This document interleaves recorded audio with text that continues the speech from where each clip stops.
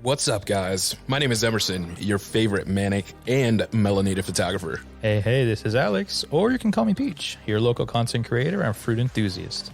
And welcome to the Phot-Bros Podcast. This is your go-to show for advice and experiences for content creators from two local photographers from the DC, Maryland, and Virginia area. We also have our producer Shane and our writer Juliet. Now let's dive right in.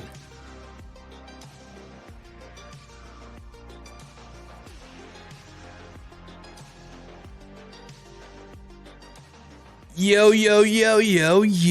what is up, everybody? We are back with episode 8. Episode 8, man. Almost there to episode 10. Almost there. I know. I think when we get to episode 25, I think we're going to be not only really proud, but also just, we celebrate, with maybe a couple of non-alcoholic brewskis, like. I love my Heineken Zero. Yes. I love it. And some M&Ms and maybe some peach rings. Do you know what peach rings are? Of course I know what peach rings are. Well, then enjoy them. Come on, bro. Well, yeah, I'm glad you know. It's very underrated. Course, man. It's very underrated. Oh, really? As far as I know. True. Anyway, episode 8 of the Phot-Bros Podcast. Welcome. And what are we talking about today?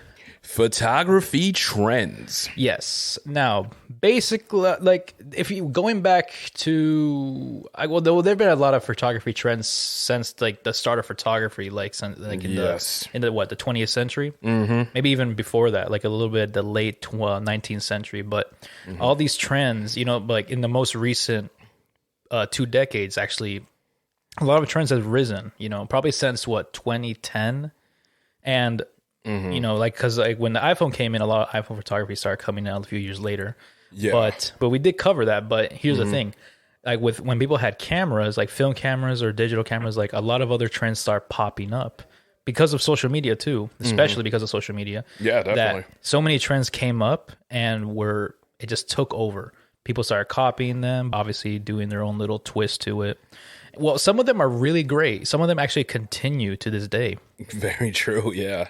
And then there's some that are just literally overplayed, overdone. Yeah, like I guess in one way ridiculous, but I have my own opinion on some of these things. I do too. I mean, yeah. So we're gonna be maybe not brutally honest, but we would be honest about what we actually think of these. There might be some hot takes. Yeah. So this time, our structure is basically running down a bunch of different trends that we have listed. Yes, and we will talk about them. Maybe a little longer than others, maybe a little shorter than the rest. But we all have our own opinions about this. So we're gonna dive right into this abundance of trends from simplistic all the way to simplistic and creative, all the way to the downright ridiculous. Hell yeah!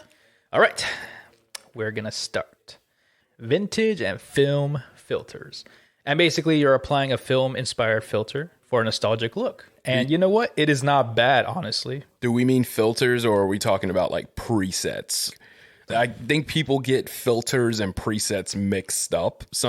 I've had people like hit me up, hey, can you put your filter on this? I was all like, do not call it a filter. Okay, how about this? Section A, preset. Those are, I to this day, I actually think those are pretty good. But yeah, I guess it depends on the style of maybe not only the picture, but the style of the photographer. Yeah, very true. So presets are pretty great. Like I actually have a lot of, I guess maybe about 10 presets for different, occasions. Depends on what kind of photo I'm going to take or when I'm going to do it. But yeah.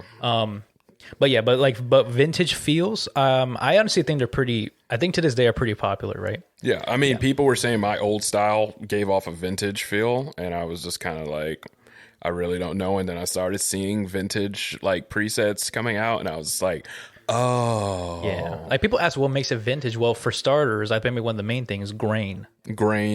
And the color grade. That's it. Yeah. Yep.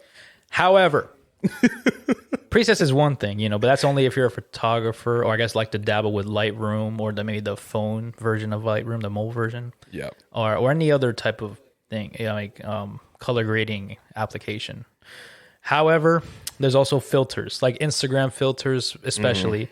Now, there's nothing wrong with those, I mean, but if a photographer edits a photo of yours and then you take it and put a filter over it, that's not a good The one thing I don't like about filters, like Instagram filters, you don't have control of the photo at all. Yeah. Like you do with a preset, you have still total control of that photo. You pop a filter on there and you're just like stuck with what you got. You can't really do more editing to it. It's just like, boom, you're stuck with the filter. But like Peach was saying, like, don't put a filter over another edited photo. Yeah, pretty much. Yeah.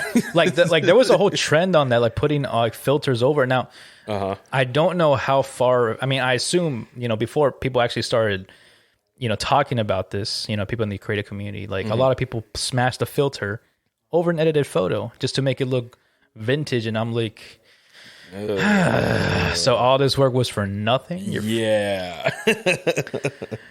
But I would still do it to this day. Like not, True. not like do the whole preset thing. All right. Number 2, carousel posts. You're basically creating and engaging, multi-image posts that users can swipe through. Now, I actually do this to this day using Scroll, SCRL. That's an app. Shout out to Scroll. Creates a carousel gallery, which makes it easier for me to put photos instead of, because Instagram is just atrocious sometimes when it comes to putting photos in there because they have their own like sizing and all that. Very true. So, I like to do that, carousels. I think you've done it too, right? Or... I've never really done Scroll. I have Scroll on my phone. I've never used it. I just had it on my phone just to have it for like whatever concept, like that Scream shoot I should have done on Scroll and did like a whole little carousel, but I wasn't thinking about it. Shout outs to Michaela. She was the model in that Halloween shoot I did that was posted. Oh yeah, Halloween. The one with Ghostface. Yes, yeah. Shout out to Ghostface. Wherever you are. But yeah, I like you, man, and I respect you. But like, you need some psychiatric help. I'm trying not to get killed here. Killer. If I respect him because I'm trying not to get killed myself. Oh my god! Well, if I say I hate the guy, he's gonna murder people. I hope the cops catch him. Scary movie. Okay, see, now I said I respect him, and then now he's coming to get me because this guy decided to open his mouth and say, "Oh man, you respect murderers." Like, I'm trying to protect myself here. Okay, so moving on from that. Okay, this is actually something I don't do anymore. Throwback Thursdays. #TBT. Now, I used to do these, but like I kind of around for a while. Throwback Thursdays. People still do it, I guess. I don't do this I think that started in like what, 2007, 2008 or something. I know people still doing Throwback Thursdays. I know Facebook, like, but I think only like Gen Xers now on Facebook like do #Flashback Friday or #Throwback Thursdays. Yeah, Gen Z doesn't know anything about Throwback Thursdays. They don't. They do not. Yeah. I don't think there's any Gen Zs in this room right now, right? Nope. There's no Gen Zs here, but yeah, Throwback Thursdays. Actually, I'm technically a Gen Z because I think the cutoff is 96. Get out. Wow. No, I'm kidding. But okay. Wow, is that really true? The 1996? Yeah. Are you sure? Yeah, that's the millennials cut off at 96. What's your source? Wikipedia? Never trust Wikipedia. Well, that's the Wikipedia. Anybody could go on Wikipedia and edit and put whatever they want on here. Well, I used to call myself a millennial. I honestly, I wouldn't mind if you did that. Like, like you just keep it at millennial, and then like I'm not saying there's a problem with Gen Zs, but like those Zoomers, man, sometimes Zoomers go a little too far with pretty much everything. This whole podcast just took a turn. It did. And it just started with freaking #Throwback Thursday. Throwback Thursday, to the day I was born. What a great day that was. Gen Z is 1997 to 2010. I'm still iffy about that. Millennials are 81 to 96. Oh. Well, and then Gen Alpha is 2010 or later. Gen Alpha? Gen Alpha? Yeah, that's the next one. Who the hell? What in the world? Where did Alpha come from? What is this? We went from XYZ to Alpha? Alpha? No, Alpha doesn't. No, there's no. It doesn't even belong here. No, like this is some Andrew Tate shit. Alpha, no, Alpha, my ass. Oh, not Andrew Tate. I know Alpha. Andrew Tate. But yeah, Throwback Thursday is like that's probably like the longest trend right now. Yeah, maybe. Yeah. If anything, if I do this, I wouldn't post it on a post. Maybe on a story, like throwback to this amazing shoot or something like that. Yeah, I never put it on my feed. I always put it on my story. Like I go to like my first portrait shoot back in 2017. I'm all like Throwback Thursday. And then I like doing the side by side where it's all like 2017, 2023. Just see that major progression. Yeah, that's see how far you've come as an artist. Yeah, to a certain degree, I like that. Yeah, to like that. All right, next one. Story polls and quizzes. So basically engaging with your audience through interactive stories. Now, I haven't done this in a while only because I was trying to, protect my peace and keep it to myself. But honestly, I'm probably going to start doing this again. But I do believe in engaging with their audience in appropriate ways, obviously not inappropriate ways, but in asking questions about your, having people ask you questions about yourself or about your adventures or your life, or about what techniques you want to try or what style you want and so on. And you do this a lot more than I do, which is actually I admire. Yeah. To be honest, like with the algorithm, if you are doing more interactive posts, you get more reach and more people will look at your stories. So, well, damn. Okay, I got to do that. I got to get on it. I'll be like, okay, guys, bananas or apples? Tell me, which one do you prefer? Because I've done it before. I think I've done like, okay, guys, peaches or nectarines. Choose wisely. Yeah, and you know what? People actually chose peaches because like nectarines, like what are those? Like, exactly. It's just a ripoff. It's just smooth and I know peaches are more fuzzy. I prefer the fuzzy. But story polls and quizzes, like if you're a content creator or a photographer, videographer, or content creators everywhere on Instagram. Yes. Or even on, I think Facebook does this now, Twitter or X, sorry, not so much. But if you have the chance to do it, I would suggest it. This is like your followers grow, your content is actually put out there, you're put out there, and then people know who you are. Yep. So this way you're able to get more clients or collabs and ways to create and so on. Very true. Very true. Okay. Oh my God, hit this one. Number 5. Gosh, I hate this one. Orange and teal color grading. Man, what a time! What a time that was. There was a time when everybody was doing. I don't know what year it was introduced. I think it was like 2018, 2019. It was something around there. I admit. I did do it for a few shots. So did I, and I admit I thought it was cool. But before I found my signature style, I was just doing orange and teal. I was like, "This is awesome!" And I was all. Nowadays, I'm like, I cringe. I'm like, man, what have I done? What? Like, there are times I do orange and teal for my photos, but not every single photo. It's not my style anymore. I like to experiment with color grading. See, orange and teal looks good on video. That is true. Editing video, that's when I really like go back to orange and teal for certain shots, but like in photos, it's just everybody was doing it at one time and it was just really played out and overexposed. It was just like, yeah, like I do admit sometimes I do it for autumn photos if I do it. Oh yeah, that's perfect. Yeah, it's the perfect color grading for that. But like people were doing it for just every single thing. I know, for like waterfalls, for like nature photos. For I think someone did it on a picture of an eagle. Yeah, I'm like what? I'm like, respect the eagle. Yeah. Orange and teal? Are you kidding me? No, like that's too much. Yeah. So I know. Yeah, you have the choice to do this, but like it's not really. It's like it was a trend back then. It's not anymore. And honestly, I'm glad it's not a trend anymore. Yeah, you're better off if you were to experiment with the color grading, and not just do orange and teal. Yeah. Or sticking with like one. I mean, unless it's your, I guess, preference or I guess your style, because people just like put like not experiment with color. They just take a preset, put it on, and then done. Mm-hmm. And you got to create your own presets. That's what I do with mine. Create my own. Pretty much. All right. Now, this one's a bit like split between us. So black crushing. So for those who don't know, when you go on Lightroom, you basically have your, you can change around the lights in the first tab for your photos, and you can change the exposure, and then below that is contrast.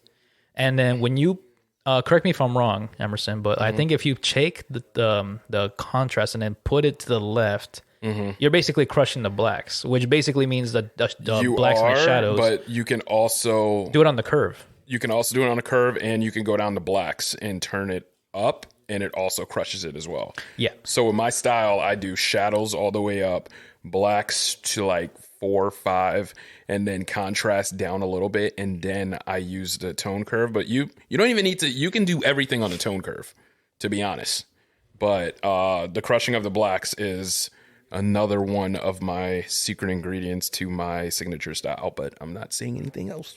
Yeah, I mean, you add your sugar, your spice, and your black crushing. Yes. Yeah, I don't do that. Yeah, I'm not the biggest fan of it. My style is way different. You're moody. Yeah, black crushing is just not me. Like you like it darker a little bit. Yeah. Yeah. If anything, I boost up the shadows a bit, maybe the blacks, but the shadows a bit more. But that's about it. Mm-hmm. And then black crushing is just not my thing. It just seems so. How do I put this?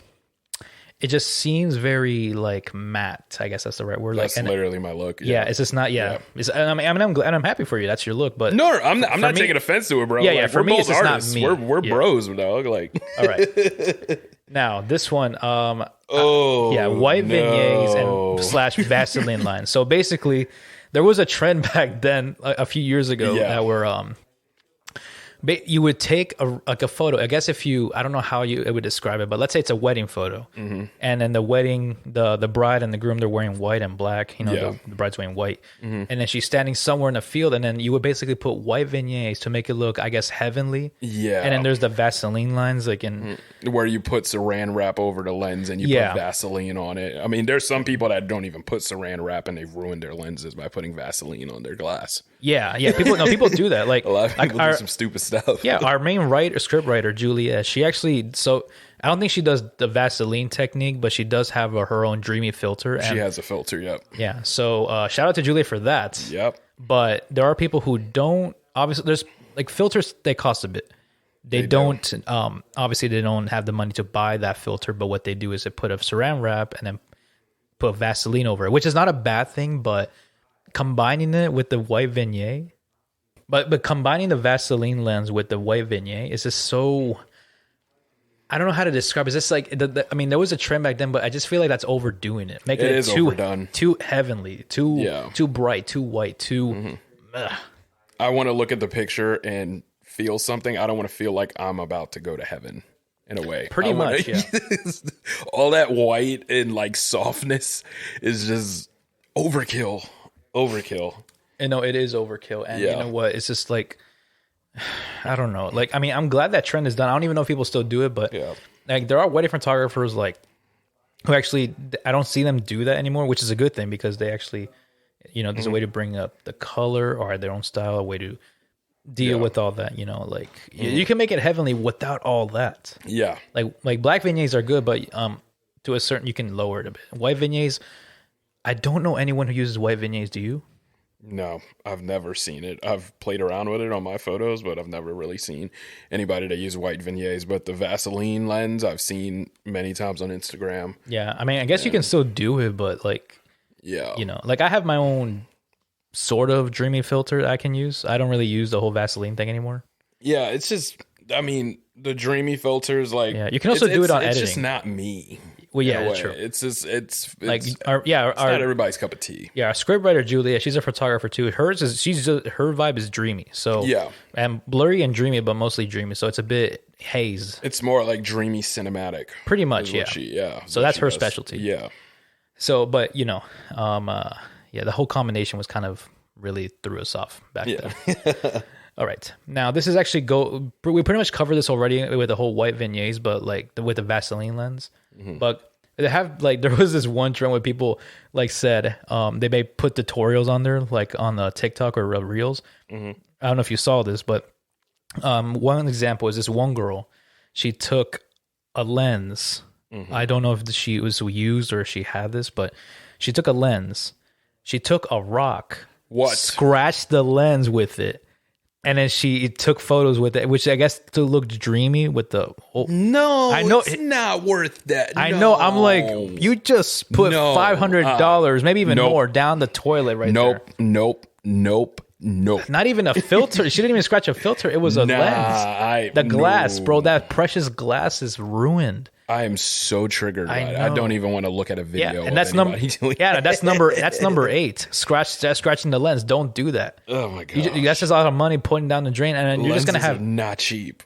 I know. It's man, I was triggered. Like I couldn't even sleep that night. Oh damn. I know. But yeah. Okay, this one's okay. This one we can agree on this one. Okay, I'm gonna admit something. So number 9, railroad tracks. Now, what I mean by that is there are photos, even to this day. I guess people say take it. You can take photos of models sitting on a railroad track or just playing around with railroad tracks. Now, here's the thing about it: it's illegal. Didn't I think I made up story posts about being a law-abiding photographer. And I knew, and I put this on down here for a reason. Because I knew you would disagree with this, which I also disagree, but I'm going to admit something. I did take a photo of a model on a railroad track. Okay. Here's the thing, though. All right. That railroad track was abandoned, and it's in Old Town Alexandria. And I know exactly where that railroad is. And and then there's a bunch of trees right next to it, which made I can show you the picture later, but it's a whole fall vibe. And there's nothing illegal about that. Yeah, exactly. Unless there's a sign that says no trespassing or whatever. No, for sure, right? But the people don't know that. Unless I explain it to them, which is what I'm doing right now. So there you go. If you see any railroad photos on my profile on Instagram, that was legal because that railroad was abandoned. Now, if you go to there is one time I actually was going to take a photo shoot with the model and do Clifton in Virginia, and it's a really small town in Clifton where there's this I think it's called Peterson's Ice Cream Depot. And then right next to it is a really good coffee and crepe place. And it's really small town. It's really very Hallmark Channel vibes, you know? And then there's a railroad right there where a train still goes. And I actually consider shooting a model right there on the railroad. And I'm like, I don't know, man. That's illegal. Not to mention that, especially if it's an active railroad, it's a little risky. It was an active railroad. Yeah. And I was like, I don't know, man. Luckily, I did not do it. So railroad tracks. So if you're thinking about doing it, and it's not an abandoned railroad track, don't do it. Yep. Okay. Selective coloring. Now, with this one is basically just taking a black and white photo or taking a photo. Yeah. Turning it black and white, and then let's say it's a little boy or something in the photo, taking his raincoat, turning it red or yellow, and then everything else black and white. Yeah, the reds are always my go-to when it comes to selective coloring. Yeah, same here. I'm trying to see if I can choose something else, but no, for me. Yeah. I mean, yeah, because for me, it's not for me. Not anymore. Sometimes, but I'll dabble with it, but that's it. Very true. Okay, next. Overcooked HDR. Yeah. So do you know what HDR stands for? Just want to make sure. High dynamic range. Okay, there it is. See, for those who don't know, high dynamic range. And for those that also don't know, if you see an image that's really saturated, really sharp, just in your face, that's HDR. Basically anything on the new iPhones lately. Yeah, pretty much. Yeah, every time an iPhone takes a picture, unless you turn off HDR photo mode, it's going to be HDR. That's why iPhone photos are kind of smacking your face sometimes. Yeah, right there. It's not. I mean, sometimes it's not a bad thing, but but doing it so much is just so. I prefer to refer to lower a bit because for me personally, this is not even a kidding. Hurts my eyes sometimes looking at that. Yeah, I mean, don't you remember we talked about something in the last episode about oversaturated photos and stuff, and how it makes your eyes just. But this is everything over contrasting, oversaturating, over sharpening. It's just so maybe even overexposure of it, but it's just it's a little much. Yeah, hurts the eyes. All right, so this one is something that people have seen a lot. I guess I personally saw this a lot in 2020. So this is performative activism. Basically using a cause and turning it into your own advantage. You basically using a cause for your own advantage when you don't actually stand with the cause that it's going for. So let's say, for example, the George Floyd situation that happened and everything. Everybody on social media put BLM in their bio, but are they actually with black people? Or were they doing it for views and clicks and everything because it was the latest trend? Well, I mean, there was the Blackout Tuesday. Remember that? And it was a trend. Yeah. It was a trend. So a lot of people were using BLM to try to get more traffic to their page, get more likes, get more followers. Then 2021 came and all of that BLM stuff in people's bios disappeared. Yeah, there were some photographers too who just took that advantage to do content creating, like taking that, making it into a concept, and then just doing the photos and then not really speaking out about it. Yeah, I'm not sure if they actually. It made me sick as a black man. That made me sick and angry. Like it's just like it's so messed up. Yeah, I won't name the photographer I'm thinking of right now because he actually did it. But I don't know if he took it off his TikTok or anything, but or if it's still there. But it's floating around somewhere in someone else's profile. But yeah, so he did that. He just, I don't know why, but he did. Yeah. And I'm pretty sure he's not the only one. Mm-hmm. So yeah, that's not really activism right there. That's just making art or using something, that's really happening in the world that really needs, some attention. And then that's not really the right kind of attention it needs. Exactly. Well, moving on from that, plastic skin, my dudes. Plastic skin. Oh my gosh. So for this one, what we basically mean is like there are a lot of so let's say you look at a cover of a magazine, you have a good model, like Vogue, for example. Oh yeah. The man looks the model looks beautiful. Yeah. Obviously, a lot of makeup, and you can see the clearly clean skin, really good skin. You can still see its skin. Yeah. But you can see the pores and everything. It's detailed, right? It's really detailed and sharpened and just it's beautiful. Amazing. Yeah. And that's like, there's editing, and then there's also what's that word called? Smoothing? No. Retouching. Retouching, that's yes. It. Okay, but what some people tend to do is smooth the skin to the point where it literally looks like a plastic doll. It looks like an anime character, a video game character. I've seen so many. I know, it's so a lot of bad. A lot of amateur photographers do it, so I'm not really going to like make fun of that because like they're learning. Yeah. But there are some like pro photographers that do it too, and there's no excuse for that. Like I really don't like when like a model looks airbrushed. Yeah. Yeah. I'd like the airbrushing and just the dodging and burning to the max is just too much. Yeah, like I do dodging and burning, but not to an extent where it looks like high cheekbones. And all that. Like, it's just a little much sometimes. Yeah, and then plus, what I do actually. Here's one example. If you go on Photoshop, they have if you go on neural filters, they have a skin smoothing tool you can do there. You just click it, and then you can adjust the smoothness and then the and all that. Right. And then, but what you can do, here's what I do. I switch instead of current layer, I put new layer, and then I put apply. After that, I put the opacity down to about 60%. Okay. So at least you get some details of the skin while it's still smooth. Exactly. Yeah. And now if I also do the same thing with the opacity if I actually do all the smoothing from scratch. Mm-hmm. But that's what I do because, it has to be. Like I'm not doing Barbie dolls here. Like I'm not. We don't want to make our models look like that. Yeah. Okay, because there's this rule called like what I follow. I don't know if you follow this too, but I call it perfect imperfections. Right. I like that. Yeah, because there's a lot of people in the world who like are pretty insecure. Like I want to show who they are. Very true. Because like there's a lot of things that people edit out. Like we're talking about acne. I mean, obviously you have to talk to the models to see what they want eliminated, but other times they just don't want it eliminated. Exactly. So there's I always acne, ask. Yeah. Stretch marks, acne, blemishes, scratches, and all that. But other times, sometimes maybe they feel insecure, they want it gone. Other times, they don't want it gone because it represents them, and who they are. Yeah.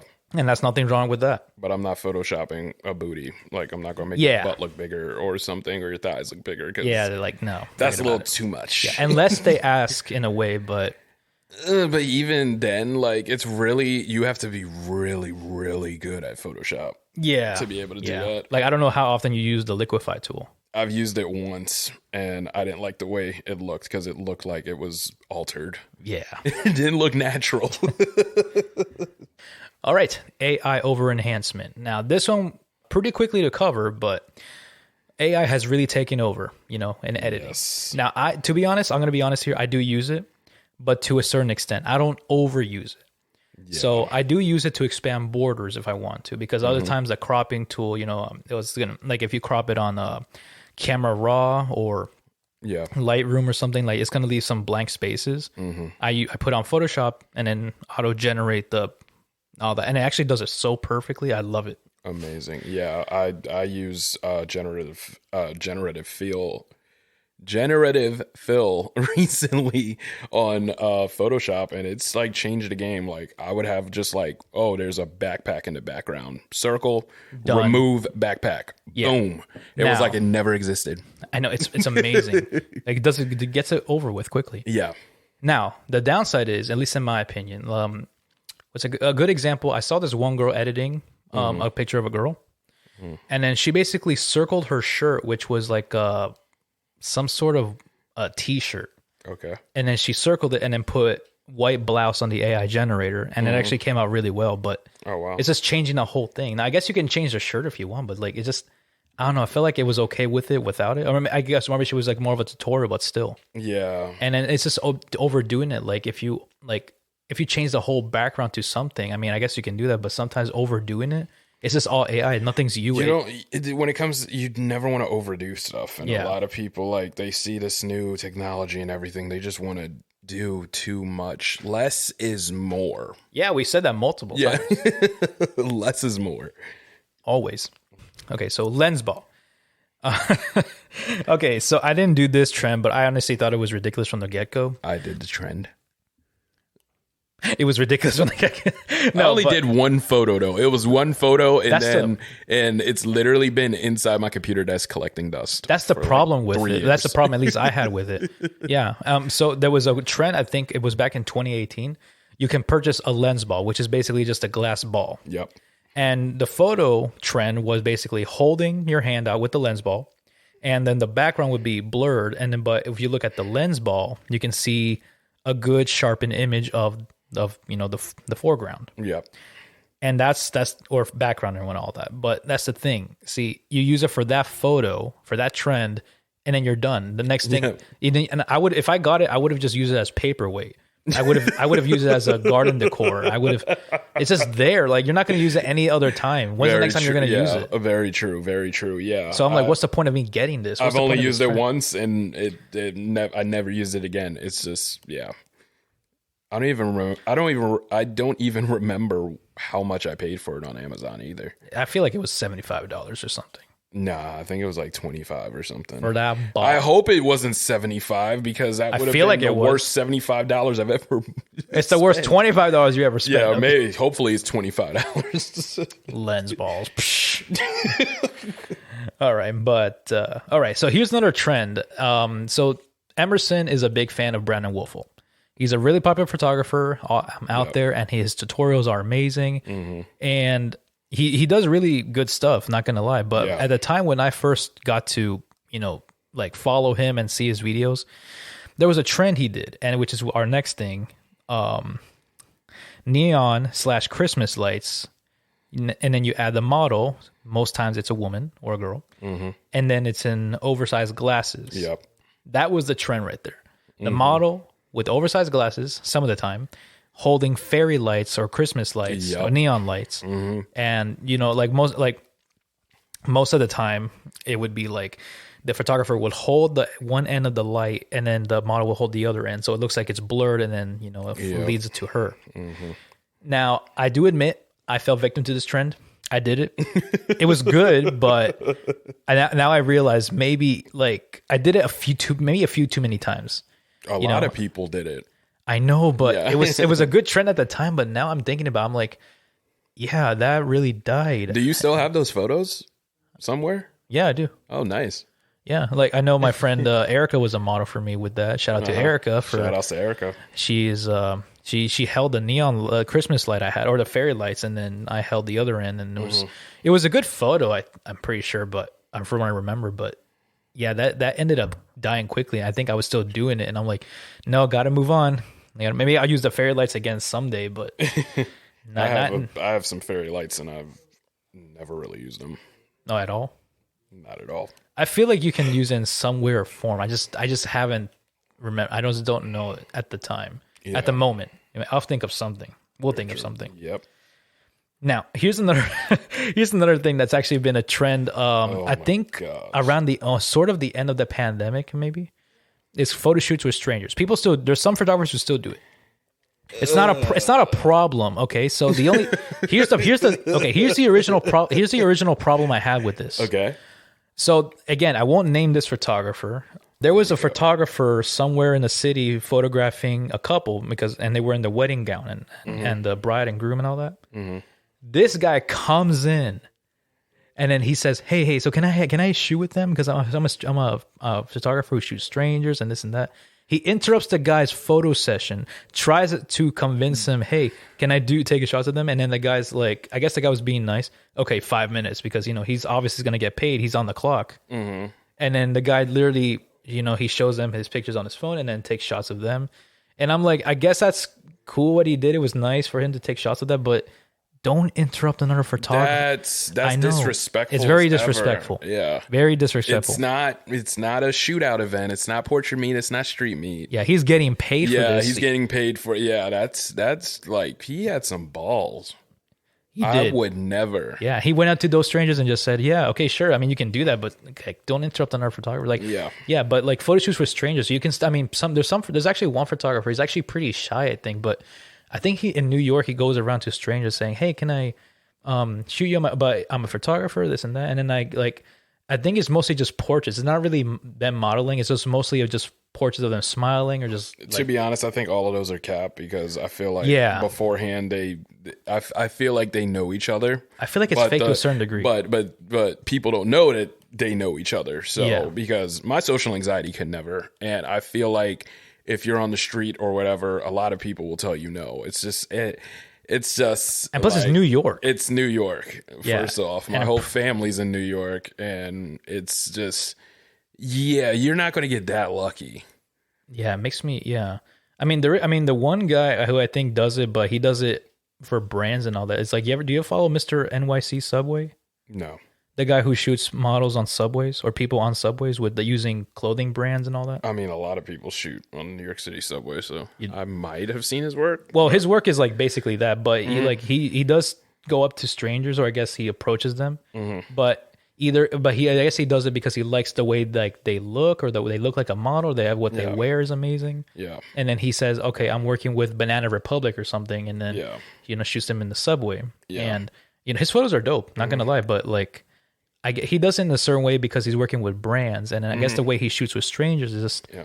I guess he just knows who to pick and choose. I'm not sure. To be honest, for me to believe that this is actually like strangers, I need to see like him approaching people and them getting cussed out or something, and be like, "No, F you," or something like that, because it's like I need proof that you're actually walking up to strangers, because you can be putting other photographers at risk for something because they're like, "Oh, it's that easy? Let me just go do that." And then they're just like, I mean, he doesn't post that, like getting cursed on all that, but he does post rejections. Okay, then that's good. Yeah, there are times where he posted and he was rejected because of their schedule or because or he tells them, or the model or person he approaches tells him, "Oh, I can't. I'm actually running away. Going somewhere." But we and he's like, "Okay, but we can. If you want, we can schedule this and this on this time at this date." And then that's that's what. Yeah, there's some guys that just don't even post that. They're just posting like because everything's not picture perfect. Everything's not perfect because like he at least posts like reality situations, so we believe him. So. Yeah. Not a lot of people do that. So, moving on to double exposure. This is actually pretty quickly, but because it's actually pretty popular even to this day. I love double exposure. Like on film is one thing, but with editing with Photoshop, like, it's just like I do it for most of my moody shoots. Like I do double exposure. It's pretty great. First off, shout outs to Beware My Fuji. Yes, dude, Beware My Fuji. King of double, triple, multiple exposures. Yeah. He doesn't even use Photoshop. He does it all on his camera. He does it all on his camera. It's phenomenal. I know. Shout out to Fujifilm because do you know what camera he uses? Fujifilm something.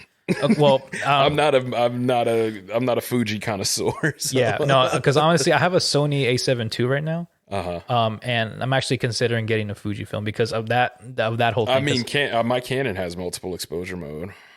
Yeah, see, I didn't check that on mine because I forgot about it. But I gotta check it out. Yeah, you do. Yeah, because if you can do, because I'm trying to take more of silhouettes of that, like, and then using color grading to change the blights around it. Like, it looks so great. It's so dope at like a sunset on the National Mall. Yeah, and do some double exposure. Like what? Like double exposure is actually they actually did a lot with that in film cameras. Yeah, when developing them and all that, it's like really amazing because like what photographers do is like you shoot a whole roll and then obviously take it out and then put it again so they can do double exposure. It's pretty great. Yeah. Nowadays, digital, you can do that. Yeah. And still pretty dope. All right. So we're down to the last two. Okay. Now, macro photography. Now, this was a trend. I think people still do it. I actually saw one guy recently. He did a reel of sort of like a tutorial, but he shoots little mini mushrooms growing on trees.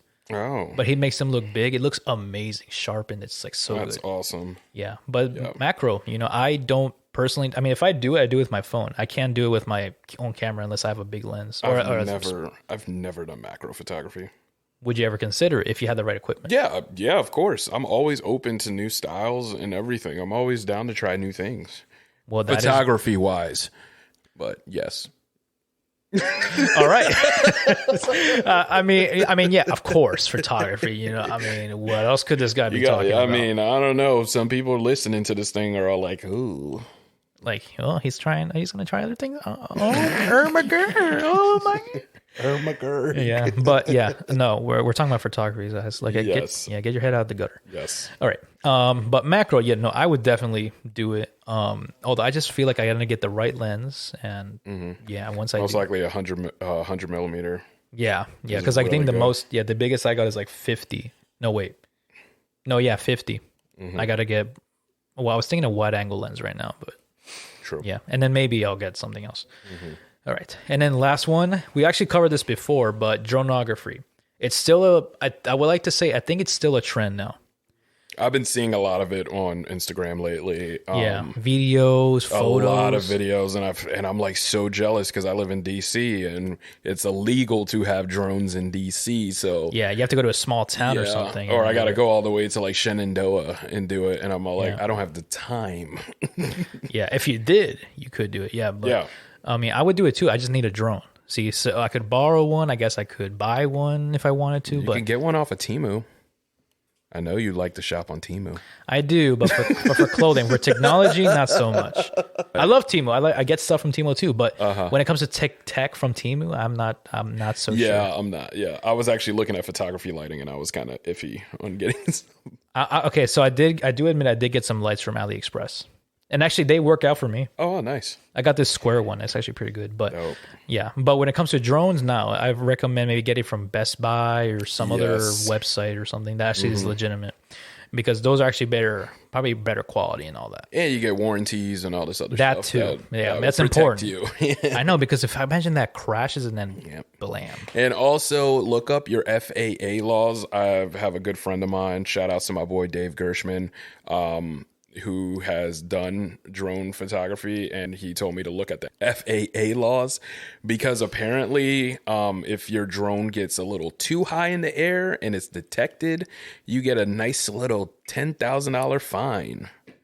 Worst case scenario, I get shot down, but shot down, or you get something from the feds in the mail. Yeah, sir, is this yours? And you could say yes or no, your choice, but then you owe the government like $5 to $10 grand. Yeah. Because it becomes a security risk. Yeah.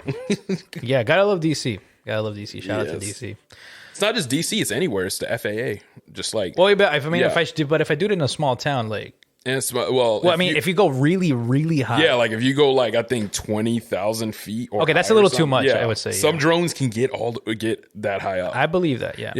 I believe that. But personally, I don't know. I wouldn't do it. I don't know who actually would have like... Oh, there's some guys out there that try to test the limits.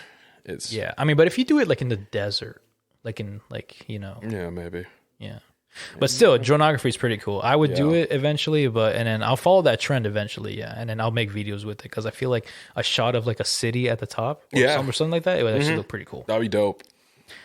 And that is pretty much the end of that episode. That is all the time we have today. Yes, and we covered a lot of stuff, a lot of different trends here. Who knows? Maybe we'll come back with the same thing and talk about something else. But we are gonna sign off for today, and definitely. And we're gonna. Well, you'll hear from us again for sure. I mean, we're not quitting anytime soon. Nope, we're not. No.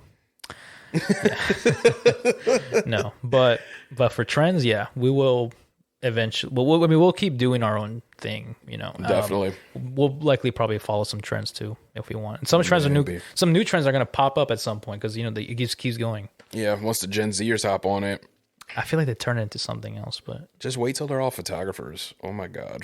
I mean, we could serve as mentors. We can, mentor a new generation. I mean, I just got a mentee today. Shout outs to Grace. Shout outs to Grace. Yep. Okay. All right. Well, this is Peach. And this is Emerson. We're signing off. All right. See you guys soon.